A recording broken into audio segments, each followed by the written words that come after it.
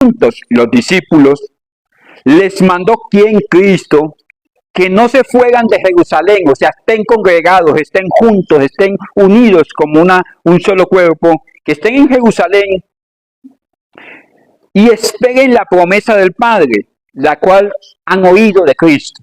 ¿Cuál era la promesa que les prometía? El Espíritu Santo que estaría con ellos todos los días hasta el final de los tiempos. ¿Y para qué necesitaban el Espíritu Santo? Para el 8 dice, porque les va a dar un poder, recibirán poder cuando haya venido sobre ustedes el Espíritu Santo y van a ser testigos en Jerusalén, en toda Judea, en toda Samaria y hasta la última de la tierra. ¿Cuál es la encomienda? ¿Para qué es el Espíritu Santo? Para extender el Evangelio. ¿Hasta cuándo?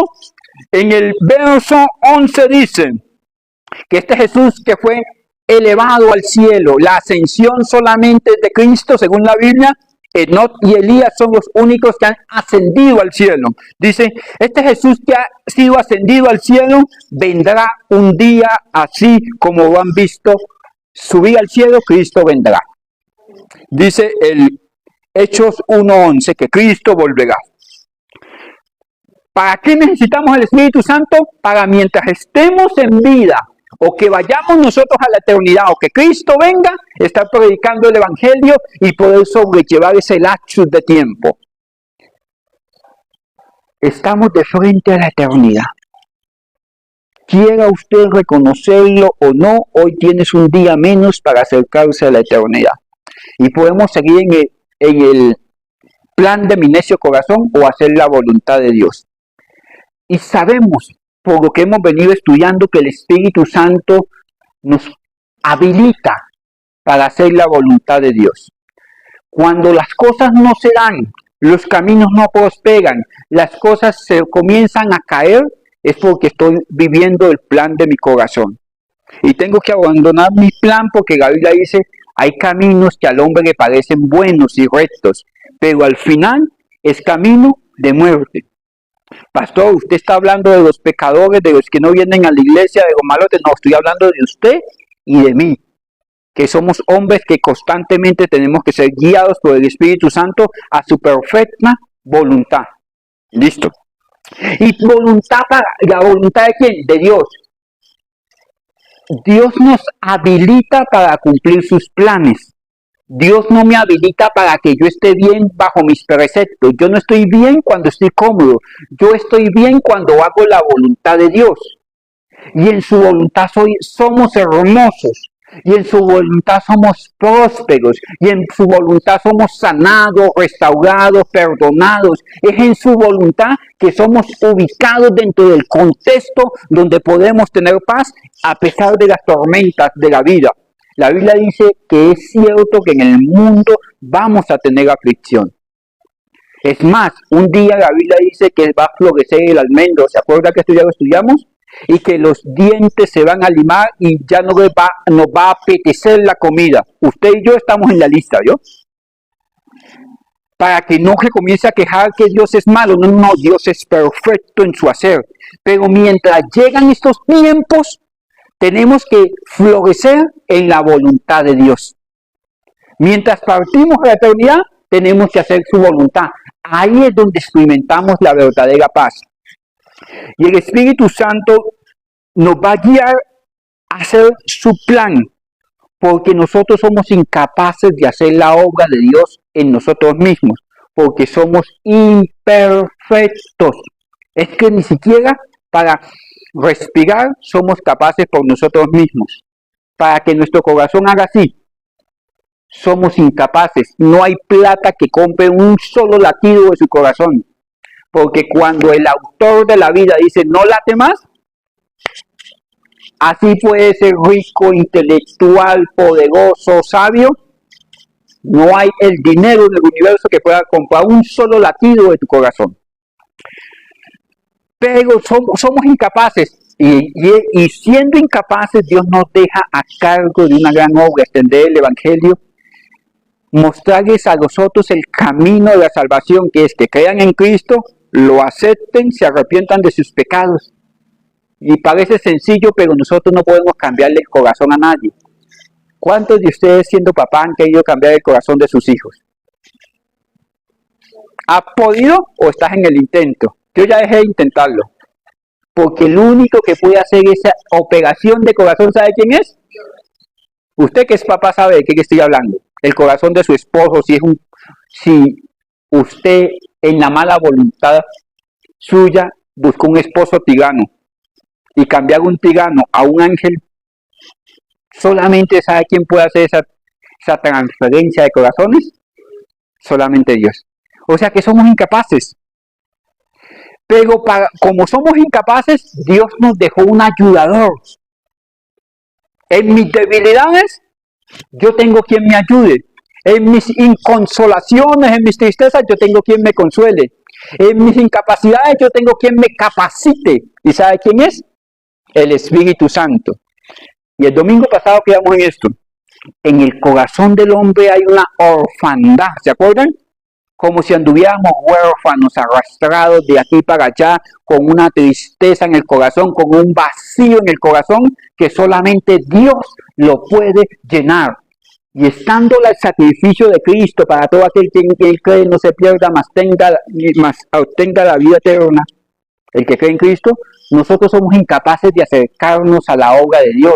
Entonces el Espíritu Santo es el que nos acerca a la obra que Dios hizo con Cristo en la cruz del Calvario. Es el Espíritu Santo el que nos acerca, el que acerca a la humanidad, el que me convence de mis faltas de juicio, de pecado, de maldad, de justicia. ¿Sí me hago entender? Él hace todo. Y ese vacío que hay en el corazón, porque todo está desordenado y vacío en el corazón humano, el Espíritu Santo comienza a hilarlo y a buscarle orden. Muchas veces fracturados, como una colcha de retazos. Pero cuando usted ve una colcha de retazos, ve que el tejedor, el que lo cosió, fue muy cuidadoso de meter esas partes grandes donde iban y esas partes diminutas donde iban. El Espíritu Santo es esa persona que comienza a unir todas esas partes que se echaron a perder, que no tenían valor, para hacer algo maravilloso para la gloria de Dios. ¿Listo? Bueno, entonces vamos a andar un poquito más allí. Vamos a ir a Romanos 8, 24 al 26.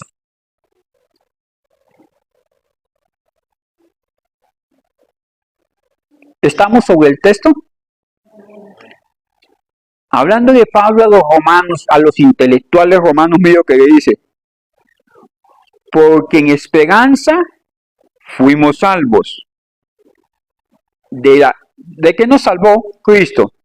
De la condenación eterna, de las maldiciones de este tiempo, porque el mundo está sujeto a la paga del pecado, que es muerte, ¿cierto? Y de nosotros mismos. Dice, en esperanza fuimos salvos, pero la esperanza que se ve no es esperanza, porque lo que alguno ve, ¿para qué esperarlo?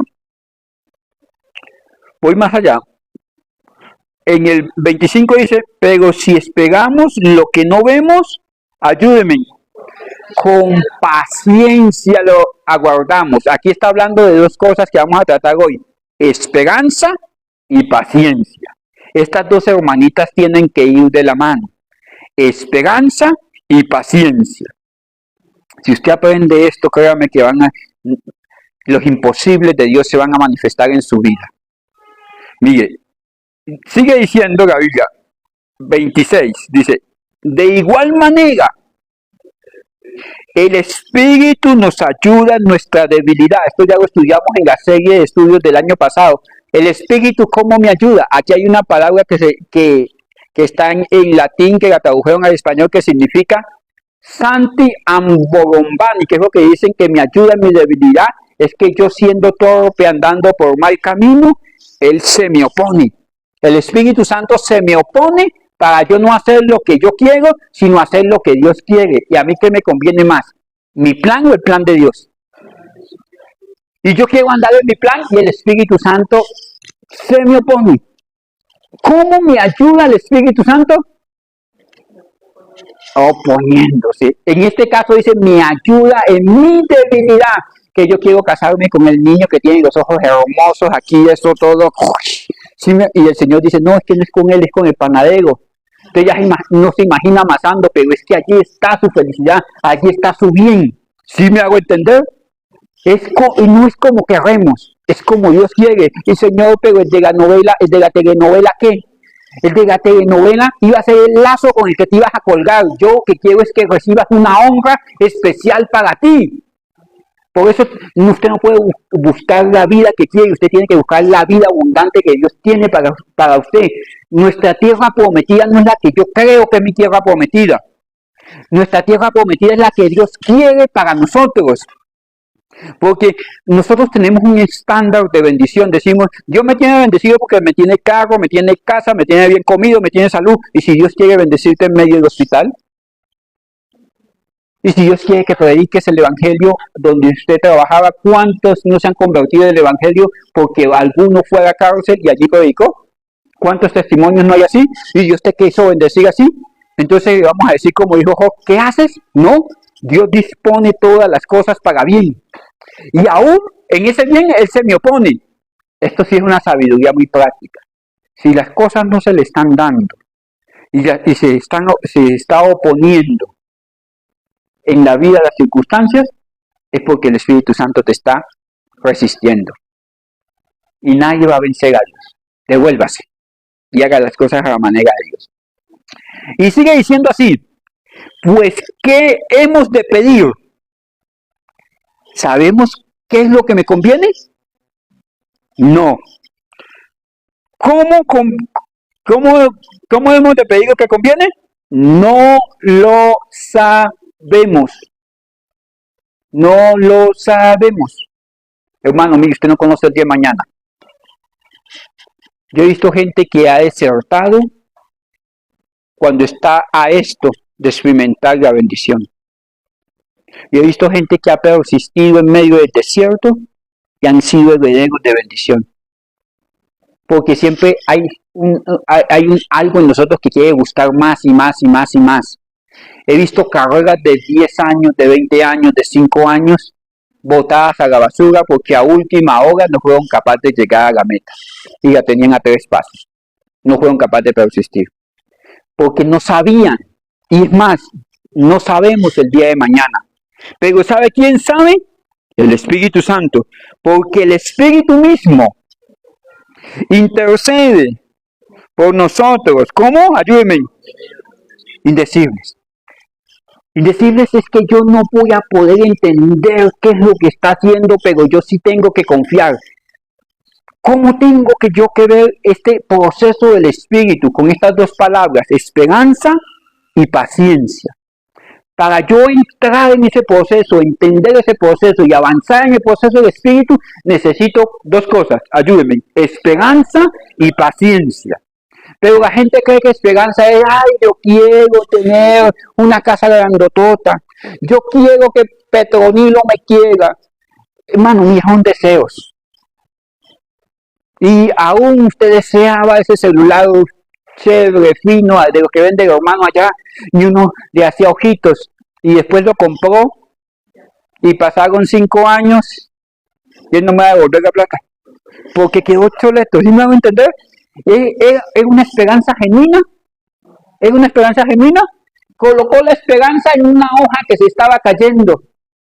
Mi hermano, usted colocar la esperanza en un galán, que le pasen 60 nubes por encima, 60 años, a ver dónde está. ¿Esa era su esperanza?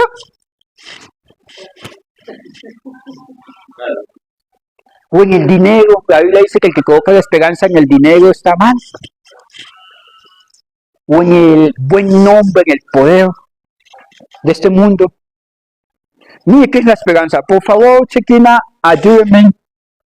¿De dónde viene la palabra esperanza? Si usted es de los que lleva notas académicas, es la G5281 del diccionario Strong, que es el que utilizamos para nuestros estudios. La palabra que se traduce esperanza en este versículo, en el Romanos 8, 24 y 25, es la palabra Locumuné. ¿Qué significa locumuné? Por favor, Chequina. No, la palabra esperanza, discúlpeme, es la 1680, el piso, con Z, el piso. Por favor, la otra, Chequina. El piso, que es la 1680, el piso, o el piso, por favor. Esperar con anhelo. ¿Qué es paciencia? Porque es que la gente dice, espere con paciencia que las cosas se le van a dar. Pídele a Dios un trabajito y espere con paciencia. Y está esperando, madrugando a las 12 para almorzar. Esperar con anhelo. Es como el novio espera a la novia. No, pastor, pero yo no tengo novia, pero me estoy bañando, acicalando, conservándome para cuando aparezca la princesa. Pero hay gente que dice, ¿por qué será que Dios no me da un príncipe a mí? Porque si usted es lo más distinto a un príncipe, Dios no le va a dar una mujer para que usted la torture con esos malos hábitos, con esas malas palabras, con esas malas acciones, con ese historial casi de presidiario. ¿Sí me hago entender? ¿El piso qué es? Esperar con el anhelo. Mire, hermanos, cuando usted viene para culto tiene que decir, Señor, yo tengo el anhelo de adorarte. Levántese con la paciencia de los días, pero con el anhelo de ver el bien de Dios. Porque es que una cosa es tener paciencia y otra cosa es ser paciente. Hay gente que es extremadamente paciente. Se bajan del nivel de paz y se van al fondo. Estoy enfermo y yo sé que Dios me va a sanar, pero si usted haciendo las cosas mal se cayó, se dio un totazo, se partió un hueso, Dios lo puede hacer, pero Dios necesita que lo remiende. ¿Para qué? Para que aprenda a hacer las cosas bien. Esperar con anhelo, por lo general con placer. La Biblia dice, así como el que cultiva la tierra, siembra la semilla y pacientemente espera la cosecha. Eso es esperar con ese placer, Miguel. Usted siembra unos granitos de maíz y ya se imagina comiéndose esa mazorcota aquí. ¿Sí me hago entender? Con ese placer. ¿Los tiene? No, hasta ahora está sembrando. Pero está esperando con ese placer. En medio de los procesos de Dios tenemos que aprender a esperar con ese placer, con esa paciencia de parte de Dios, ese anhelo. Algo que yo siempre digo es que yo le digo, cuando alguien me dice, ¿tiene o no tiene? Yo digo, yo soy un rico en mala racha. Rico, lo único es que en el momento no tengo el dinero, pero nadie me quita lo que soy. ¿Sí me van a entender? Con ese anhelo. No puedo hoy, pero podré mañana. Si hasta aquí no he vencido, yo sé que voy a vencer. Si hasta aquí no he logrado, yo sé que voy a lograr. ¿Por qué? Porque me deleito en que la voluntad de Dios es buena, agradable y perfecta y Él haga algo mejor. Eso es esperar con paciencia. Lo otro es quedarse adormecido. Si usted abre su negocio y espera con paciencia a su cliente, ¿cómo lo hace? ¿Con una cara de cocodrilo viejo? ¿Con una cara de maracuyá vieja? El que llegue no va a entrar. ¿Por qué?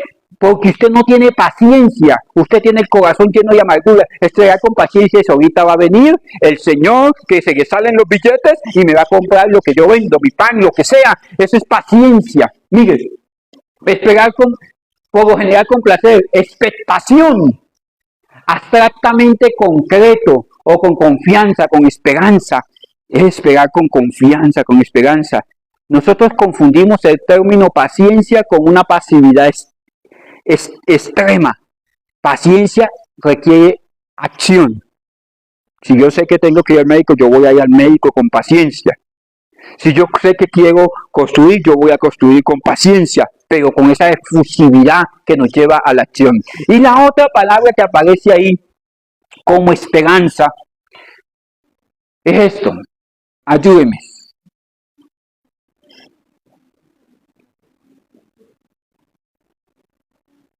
Es esta, la 5278 dice resistencia o aguante. Ayúdenme, hoponome. Eso es la que se traduce en nuestras Biblias como ¿qué? Como esperanza. Porque, mis hermanos, La gente dice, yo tengo esperanza que Dios algún día va a tratar con mi esposo. Pero usted no es capaz de ser como la Biblia dice que mujer sabia, ¿qué sabes tú si con tu proceder ganarás a tu esposo? O yo tengo la esperanza de que un día Dios va a tratar con mi hijo, va a dejar de fumar maracachafa. Pero usted no fuma maracachafa, pero tiene una vida caótica.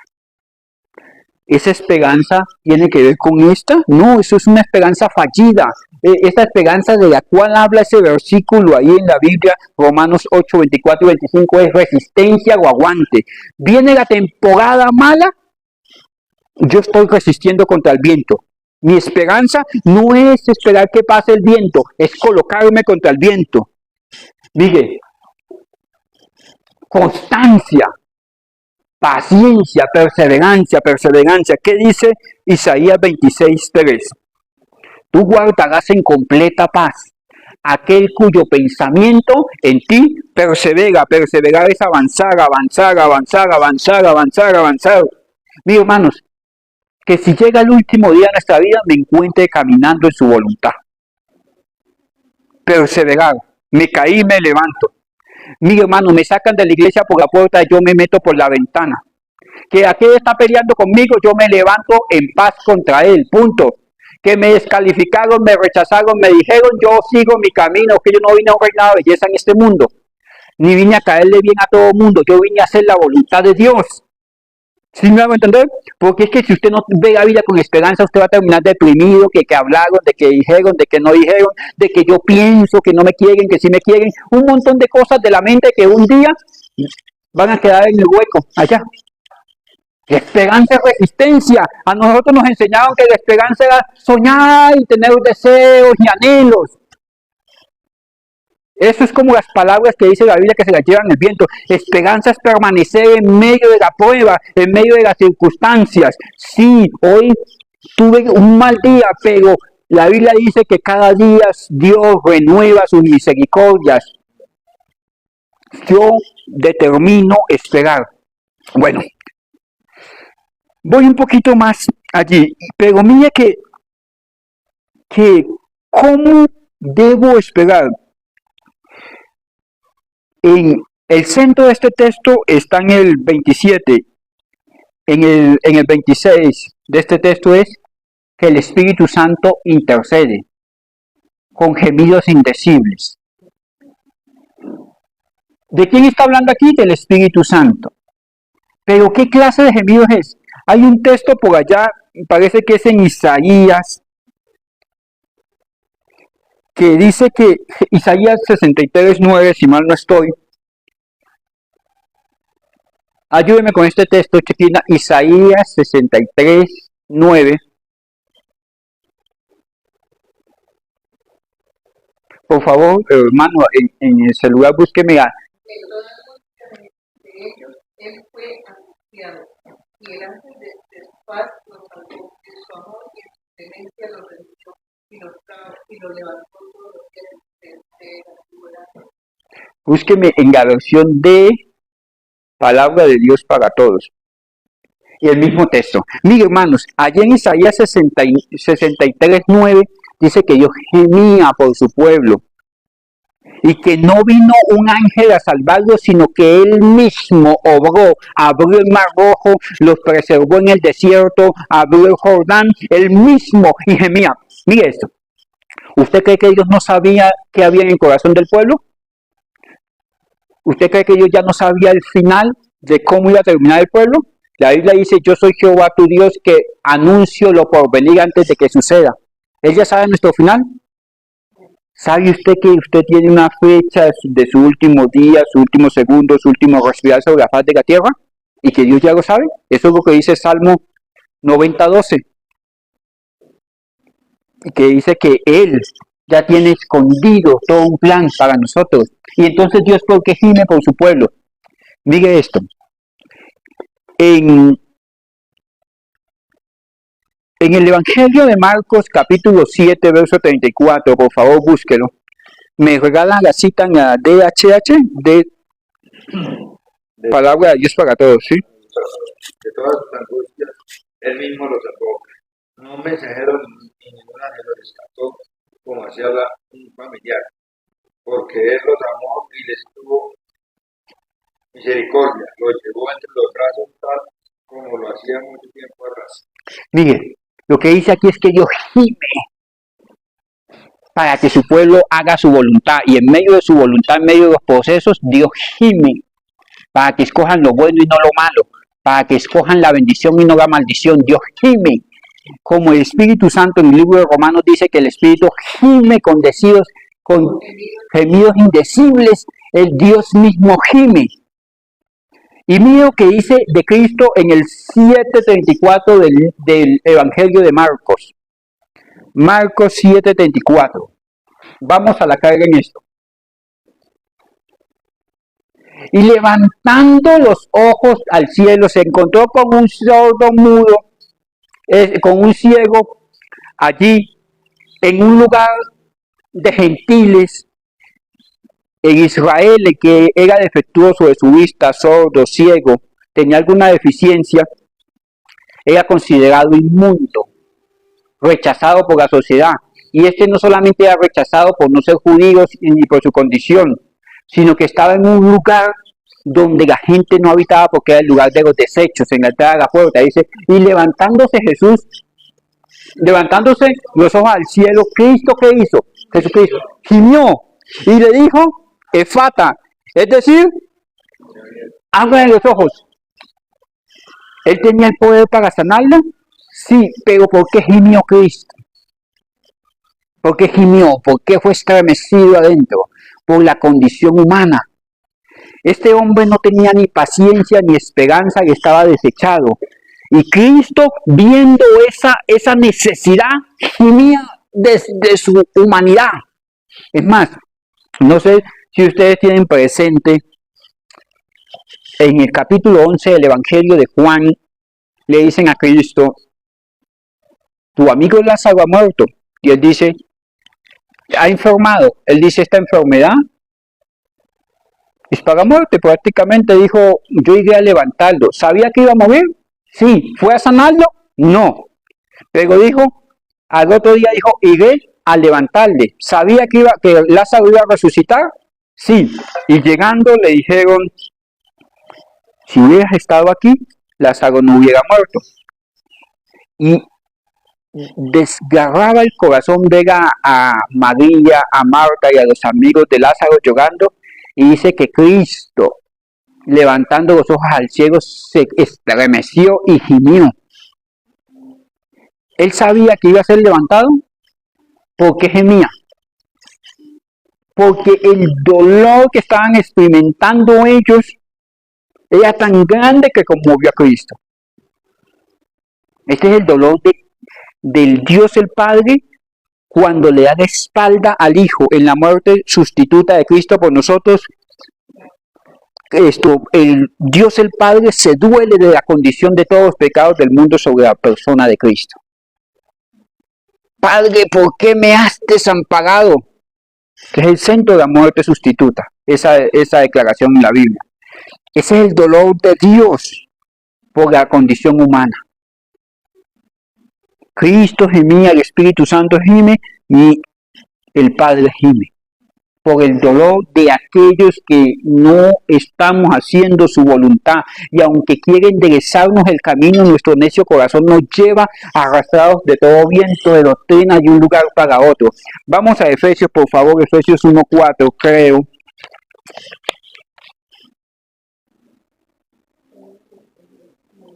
Uno seis, discúlpeme.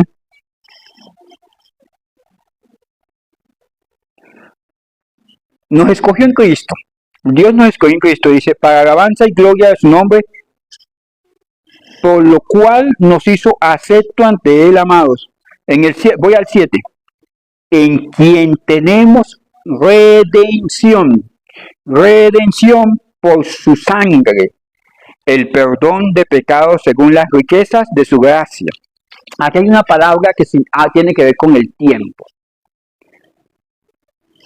Usted y yo estamos de frente a la eternidad. Si usted quiere aprender a vivir eficientemente en la voluntad de Dios, tiene que tener estas tres cosas presentes. Anótelas en algún lugar de su corazón, presente estas tres cosas. Usted tiene que tener claro la brevedad de la vida. Que hace un poquito, ustedes estaban saliendo las muelas, ahora se le están cayendo. A mí también. Hace un poquito estábamos dando guerra en la casa. Ahorita nos están dando guerra a nosotros. Usted tiene que tener muy claro que su vida y la mía es breve. Y es un tiempo limitado para hacer la voluntad de Dios. A veces cuando veo que hay gente como medio rebeldona, que me congrego, no me congrego, hago lo que quiero, estoy dolido, no quiero hacer, si quiero hacer, a veces le pregunto, ¿usted cuántos años tiene? No, que tengo 40 años. ¿Cuántos años cree que le quedan para hacer la perfecta voluntad de Dios? ¿Cuánto se va a tomar para acomodarse? ¿Sí le queda algo para disfrute de la voluntad de Dios? La brevedad de la vida. Segundo, que usted debe tener muy claro es la certeza de la muerte. Un día no estaremos en este cuerpo. Y lo tercero que debe tener claro es el vínculo con lo eterno. Todo el tiempo estamos de frente a la eternidad. Y la eternidad tiene que ver con la gloria de Dios, con el plan de Dios, con la voluntad de Dios, con los propósitos de Dios. Lo que yo estoy haciendo hoy es significante para la eternidad. Lo que yo estoy haciendo hoy es significante para la eternidad. ¿Sí o no? Lo que yo estoy haciendo hoy, si Cristo dijo esto, aún mi hora no ha llegado. O sea que él tenía la mente en su última hora de vida. Si esta fuera su última hora de vida, ¿la va a vivir como la está viviendo? ¿Va a tomar las decisiones que corresponde o va a seguir esperando que el tiempo las tome? Cristo tenía la mente en que yo voy a morir y voy a decir consumado es, yo nací para esto y eso voy a cumplir, punto. Pero mire, hay mucha gente que son segundas opciones porque las primeras opciones creyeron que eran más importantes que el plan de Dios. Yo he visto predicadores, músicos, es más, yo he visto gente que tiene un noviazgo de 20 años, se pelea con la novia y otro va y se casa con ella y tienen un hogar feliz. Comieron perdices y engordó marrano para otra gente. ¿Por qué? Porque no tuvo en cuenta el final. ¿Cuál va a ser mi final cuando yo no esté? ¿Qué van a decir mis hijos? Mi papá era un viejo desordenado, caótico, mal hablado, grosero. ¿Qué van a decir al final? Cuando no estemos o cuando lleguemos al final, van a decir, uy, menos mal que te lo llevaste. Pero van a decir, valió la pena. La mujer de Juan Wesley dijo, no me arrepiento de que mi Señor se haya llevado a mi esposo, sino de cada momento que de pronto no estuve para hacer la voluntad de Dios junto a Él. Bueno, estas tres cosas, la brevedad de la vida, la inminencia de la muerte y el vínculo con la eternidad, nos pone los pies sobre la tierra. ¿Esto que estoy haciendo es importante para la eternidad? Bueno, sí, porque hay gente que quiere tener la razón, no tener paz. Es que yo tengo que ganar porque tengo que ganar. ¿Eso es importante para la eternidad? Al final, cuando estemos junto a la muerte, en el descanso eterno, ¿es importante que usted haya tenido la razón? Porque estamos colocando el énfasis a lo que no es. Mire, entonces Pablo mete una figura acá en este texto que es la remisión. Yo quiero llevarlos, con esto termino, a Efesios 5, capítulo 15. Le dice esto, mire, ustedes tienen el Espíritu Santo, ya la obra de Cristo fue realizada Dios mismo gime a favor de ustedes para salvarnos. El Espíritu Santo gime con estos gemidos indecibles a favor de ustedes. Cristo mismo ha gemido en la cruz del Calvario. Aprovechen el tiempo. Dejen que Dios sea Dios. Cumplan la voluntad de Dios. Comiencen a andar en sus caminos. Mira que dice, mira pues cómo ande. ¿Qué estoy haciendo con mi vida? Si me quedan 10 años, ¿qué estoy haciendo? ¿Cómo anden? Y no solamente mírenlo, sino diligentemente voy a examinar mi vida. Miren cómo, mira pues con diligencia cómo estoy andando. Mire esto. Si usted no acostumbra a cada final de día a decir, oye, ¿qué hice hoy? Y si usted comienza a chulear, hoy peleé con mis hijos, peleé con el vecino, peleé con mi esposa, le dije al patrón lo feo y maluco que me queda, que me cae. Hoy no fui a la iglesia porque estaba haciendo mucho frío y chuleó todo eso. Usted tiene que hacer corrección sobre su vida. Pero con diligencia, decir, mire, yo hoy pude haber hecho esto mejor. Y no lo hice, pero con diligencia. Como así juzgamos a los demás, yo decirle, bueno, Carlito, siéntese aquí en el banco de los acusados hoy 9, 10 de la noche. Y voy a decir, eso estuvo mal hecho. Mirar con diligencia cómo ando quién. Mire, yo a mis hijos les puedo echar el discurso de la vida y decirle que sean grandotes, importantes, juiciosos, santos, pero ellos no van a colocar atención a lo que yo digo. ¿Sabe a qué van a colocar atención? A lo que yo hago. Yo como pastor le puedo decir, mire hermano, usted tiene que ser trabajador, diligente, ver por su esposa, ver por sus hijos, predicar la palabra, abstenerse del mal, pero si usted me ve todo espelucado, usted va a terminar despelucado. Porque no es lo que sabemos o lo que decimos, es lo que hacemos. Entonces, mire, él dice, sean diligentes en mirar hacia adentro, no hacia afuera. Sigue diciendo, aprovechando bien el tiempo. ¿Y cuáles días son malos? Si usted tiene 8 años y en expectativa de vida está en 70, ¿cuántos le quedan? Pero si yo tengo 46 y mi expectativa de vida de pronto es 60, ¿cuántos me quedan? ¿A quién le quedan más? ¿No cree que se van volviendo malos? El reloj que anda y cada vez me anda más rápido, más canas y... ¿Sí me van a entender? Yo ya no le digo a la mujer, ¿sabe qué? Si va a pelear, pelee sola porque es que me queda poco tiempo. Queda tiempo de predicar, queda tiempo de amar, queda tiempo de acompañar, queda tiempo de vivir. Y aquí mire esta palabra que dice, aprovechando bien el tiempo, es la misma palabra que vimos en Efesios 1:7, que fuimos redimidos. ¿Cómo así que fuimos redimidos? Con esto cierro. Cuando habían un mercado de esclavos, llevaban a los esclavos con una cadena al cuello y los vendían. Y entonces alguien pagaba un precio por ese esclavo. Eso es lo que llaman exagorazo en el original de la Biblia, o redimir, darle precio, comprarlo por precio. Por eso decimos que Cristo nos redimió. Estábamos vendidos al pecado y por su sangre Él nos compró, nos redimió.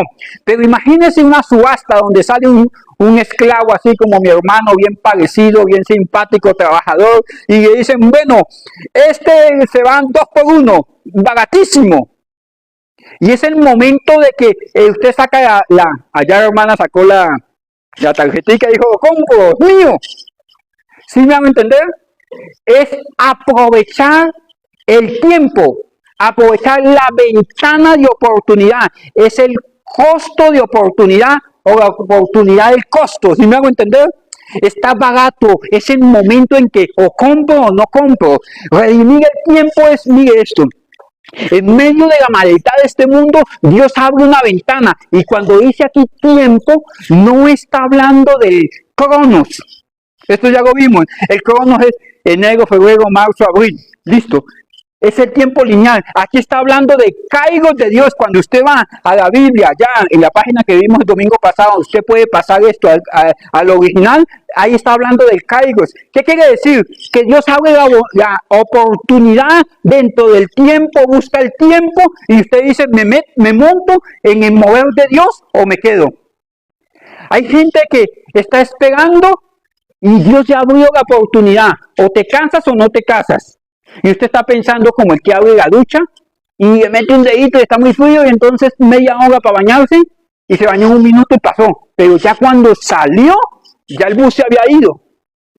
¿Cuántos de nosotros nos pasa esta tragedia? Hasta que no me pidan perdón, yo no predico, no me congrego, no hago esto. Hasta que mi hijo no venga aquí de rodillas, su hijo se va a volver viejo, usted se va a volver viejo y usted no esperó el tiempo, no aprovechó el tiempo de oportunidad. La ventana en los tiempos de Dios se abrió. Y usted no fue capaz de redimir ese tiempo, de aprovechar ese tiempo, aprovechando bien el tiempo. En el momento en que se abre la ventana, hermano, de oportunidad de Dios, yo tengo que comenzar a actuar en la voluntad de Dios. Así se dan los milagros de Dios.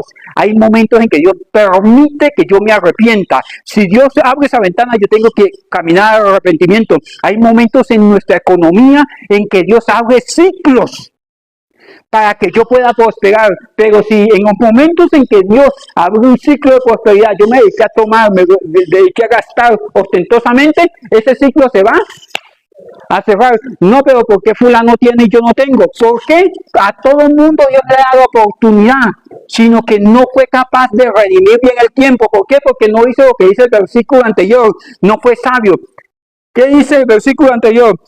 Mire con diligencia, sea específico, esté enfocado, sea direccionado, sea inteligente, sea sabio para ver en qué momento tiene que comenzar a hacer la voluntad de Dios. Si usted llegó a la iglesia y está esperando, está calentando, créame que la meta ya pasó muchas veces y usted todavía está calentando. Los que vienen atrás, que fueron postreros, en algún momento van a ser primeros. ¿Por qué? Porque usted todavía está esperando el momento propicio, no ha tenido diligencia para ver los tiempos. El Espíritu Santo nos guía a que con esa esperanza y esa paciencia podamos hacer la voluntad de Dios, pero no una paciencia dormida, no una esperanza muerta, sino una esperanza activa. ¿Me hago entender? Termino con esto. En capítulo 33 del libro de Éxodo, Moisés le dice a Dios, en el verso 15, si tu presencia no va conmigo, yo no quiero vivir sin que tú seas guiándome. Yo quiero morirme antes de seguir haciendo mi plan. ¿Sabe qué? Esto habla un alma hastiada de llevarse golpes en la vida, la inminencia de la muerte, la brevedad de la vida y el vínculo con lo eterno. Sacuden a cualquier persona. Tengo 10 años, 20 años, 5 años, 50 años y los puedo perder como he perdido lo que he vivido. Incline su rostro. Padre, en el nombre de Cristo, hoy te suplicamos que sea el Espíritu Santo de Dios calando hondo en mi vida, en mi alma, de manera tal que mis estructuras sean cambiadas, que yo pueda ver con diligencia cómo ando y que yo pueda comenzar a aprovechar el tiempo, que yo pueda comenzar, Señor, a redimir, a aprovechar esas ventanas en que tú permites que tu gracia bendita, tu infinito poder haga cosas. Espíritu Santo, dame esa esperanza genuina, combativa, esa paciencia, Señor, de sabiduría, de actividad, de hacer lo que corresponde hacer, en el nombre poderoso de Cristo Jesús. Amén y amén. Dios me le bendiga, mis estimados hermanos. Dios te bendiga, tú que estás por las redes. Nos vemos este viernes en el devocional de oración. Saludes en el amor del Señor, que el Señor tu Dios te bendiga y te guarde, que haga resplandecer su rostro sobre ti, que tenga de ti misericordia y coloque en ti paz en el nombre de Cristo. Dios me lo bendiga.